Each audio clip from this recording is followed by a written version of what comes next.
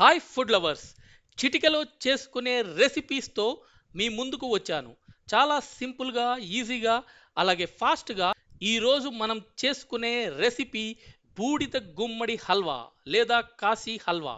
దీనికి కావలసినవి: బూడిద గుమ్మడికాయ ముక్కు తురుముకోవాలి, షుగర్ 3 కప్పుల గుమ్మడికాయ తురుముకి 1 కప్పు షుగర్ పౌడర్ వేయాలి. స్టవ్ మీద బాణలి పెట్టి గుమ్మడికాయ తురుము వేసి వేడి చేయండి. నీళ్లు ఊరి బయటకి వచ్చే వరకు ఉడికించుకోండి.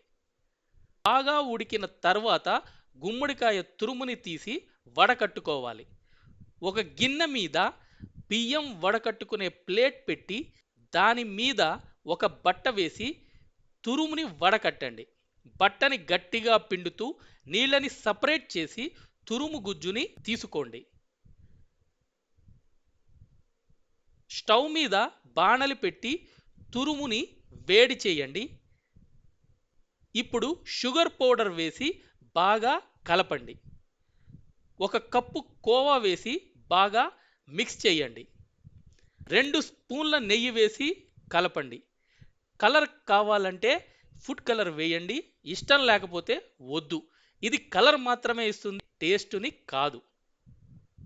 ఇలాచీ పౌడర్ వేసి కలపండి. క్లైమాక్స్కి వచ్చేసాం. ఇప్పుడు బాణలిలో నెయ్యి వేసి వేడి చేసుకున్నాక జీడిపప్పు, కిస్మిస్,